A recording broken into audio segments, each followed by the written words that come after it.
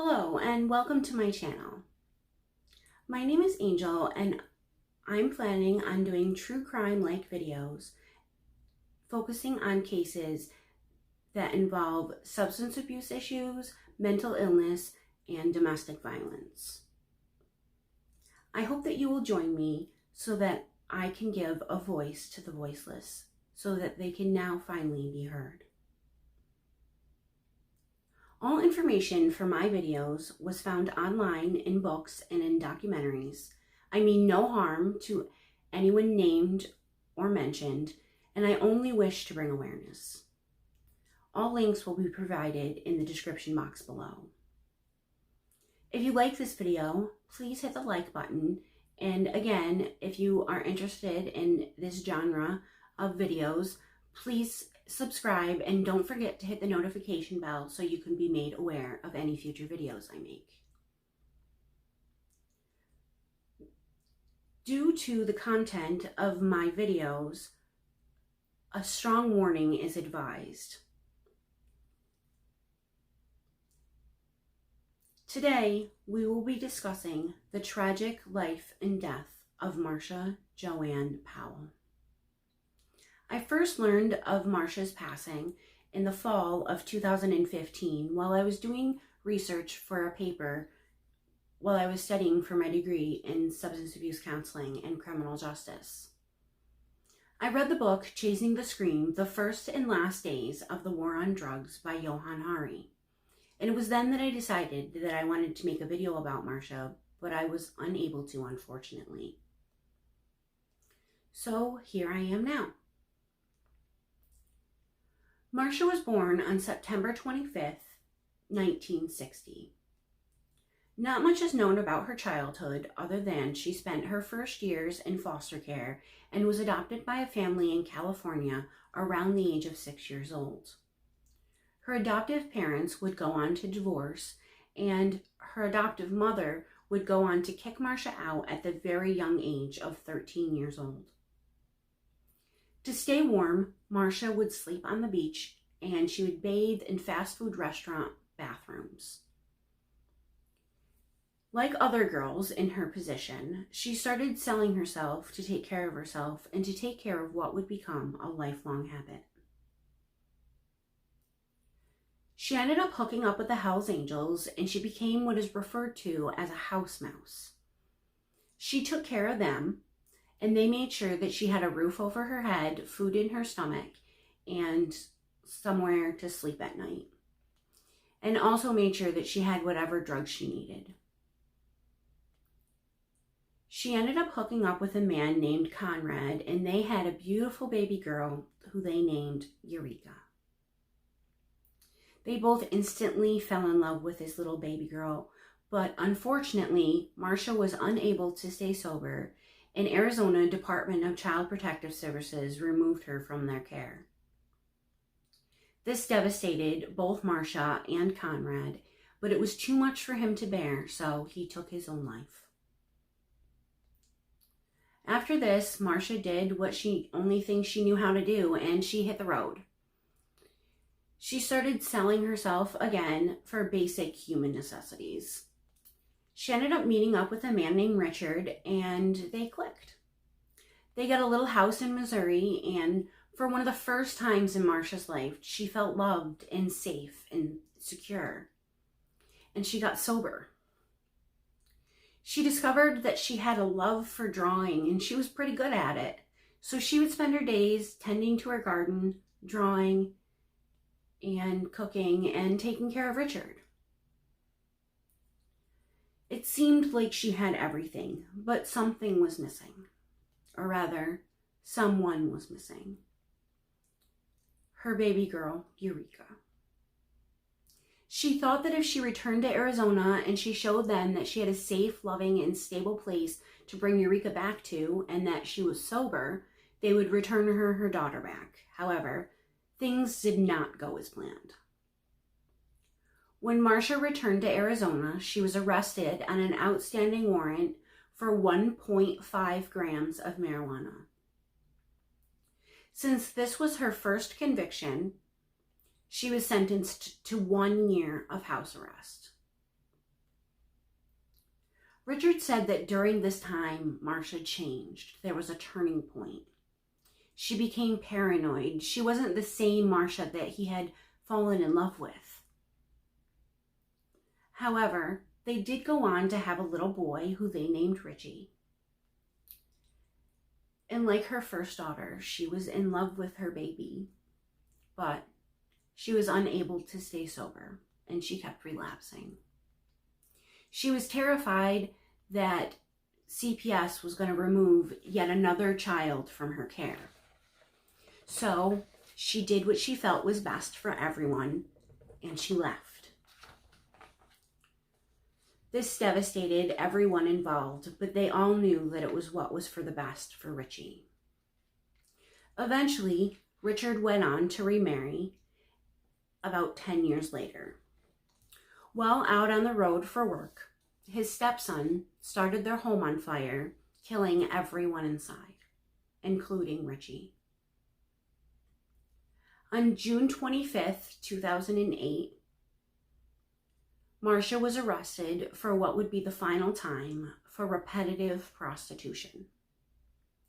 She was given a 27-month sentence to be served out at Perryville State Prison Complex in Arizona.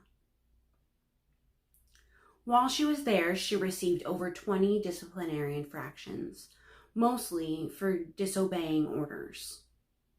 She was seen by Dr. Cass, Perryville's resident psychiatrist, who diagnosed her with bipolar. This was added to Marcia's previous list of diagnoses for disorganized schizophrenia, polysubstance abuse disorder, and mild mental retardation. On July 7th, 2008, Marcia was given a court-ordered guardian due to her extensive list of psychiatric illnesses. This guardian was supposed to be called in the event of anything out of the ordinary with Marcia.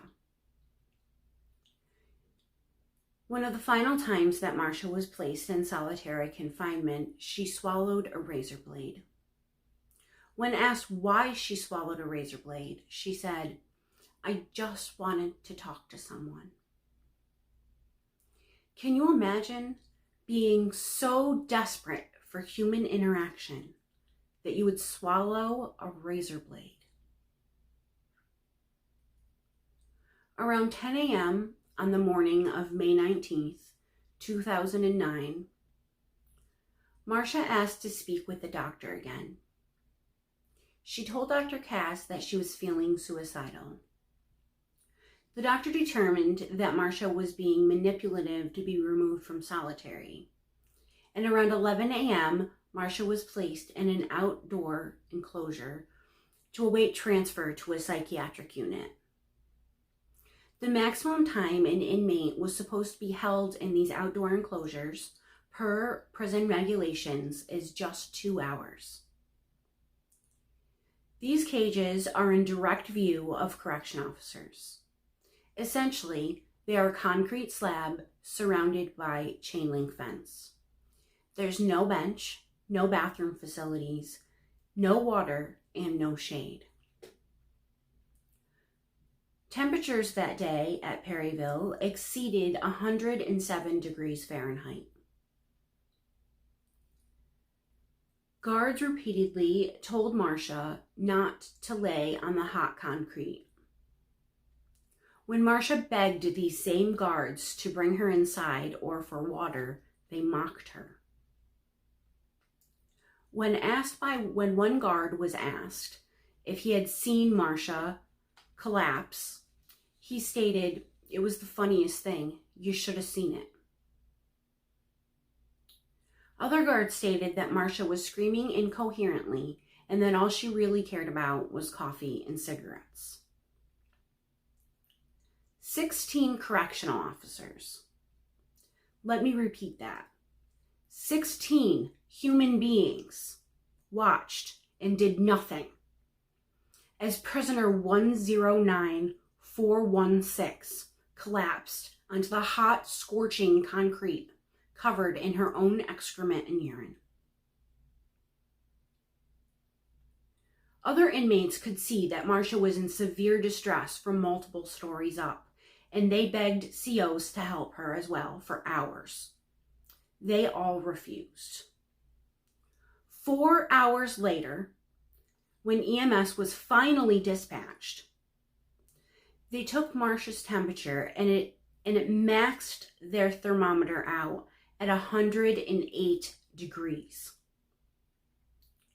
Marcia was taken to the hospital and put on life support. And Chuck Ryan, acting director of Arizona Department of Corrections, was notified rather than notifying her court-ordered guardian. At 11:15 p.m., Mr. Ryan made the executive decision to remove Marcia from life support. She died at 12:42 a.m. on May 20th, 2009. On May 22nd, an autopsy was performed, and her cause of death was ruled as complications of hyperthermia due to environmental heat exposure and ruled accidental. It was noted that Marcia sustained first and second degree burns and blisters throughout her body. Her eyes were as dry as parchment paper. She showed no signs of hydration, and her internal organs had literally cooked. Maricopa County District Attorney's Office chose not to go forward with prosecuting any of the named individuals due to a lack of evidence. However, a 3,000-page report was written on Marcia's death and what went wrong that day. 3 guards were eventually fired. However, shortly thereafter, they were reinstated. Last year, around the anniversary of Marcia's death, several hundred inmates at Perryville held a silent memorial and remembrance of Marcia's life. They sat in a circle in a large yard and held signs that said, "We remember Marcia Powell," and "Never forget Marcia Powell." They held their signs high as the correction officers for first and second shift came and left for the day. They did it so that these officers would have to remember Marcia, if only for a fleeting moment. Some of these same officers were there that day and did nothing and watched Marcia die. This year, on the 10-year anniversary of Marcia's passing, Arizona Department of Corrections put a new cage where the women had the remembrance circle last year and where the cage that Marcia passed away in once stood. This is how they choose to remember and memorialize Marcia's passing.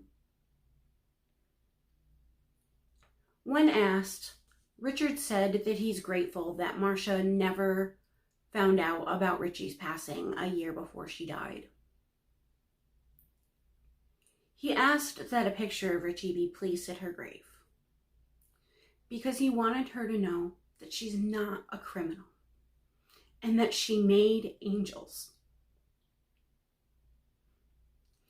Richard wonders what would have happened had Marcia been offered the option for treatment for that very first conviction.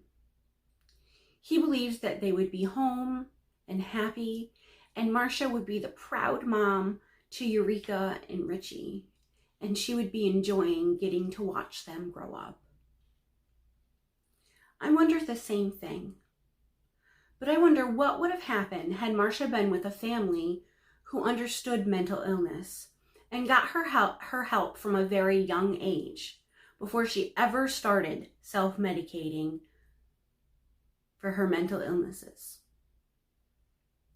Or what if one of the over 24 times she was arrested had Marcia been offered treatment rather than incarceration? The truth is, Marcia didn't have a chance. She was doomed from birth, just like so many other people who suffer with mental illness and substance abuse issues.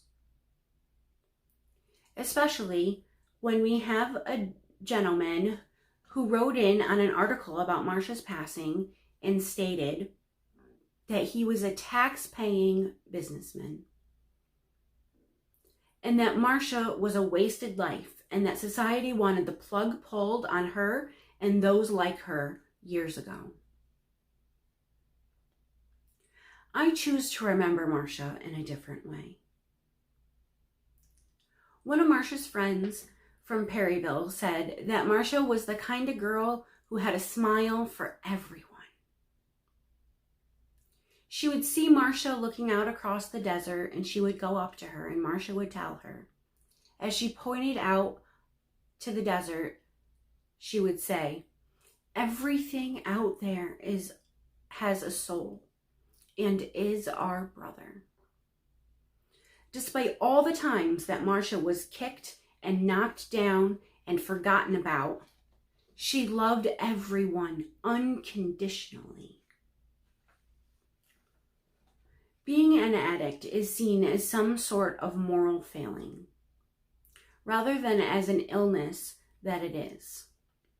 And until we, as a society, start to treat it as such, there truly is no hope for those with mental illness or substance abuse issues. As stated by Mr. Johann Hari in Chasing the Scream, the opposite of addiction is not sobriety. The opposite of addiction is connection. Being an addict is one of the most hollow, empty, alone feelings a human can feel. If you know someone, a loved one, family member, or friend who suffers with mental illness or addiction, rather than tough love, try letting them know that you are willing to do whatever you need to do when they are ready to get sober. That you are willing to be a soldier in the battle for their life for sobriety. Because if there is still a breath in their lungs, there is hope for a healthy and happy and sober tomorrow. I hope that Marcia's story touched you in some way. I hope that someday you are able to give someone, a stranger, whoever, a smile, and you'll remember her. I hope that you'll return to my channel and you'll listen to more stories of the unheard. Until next time, stay safe and remember, someone out there loves you unconditionally.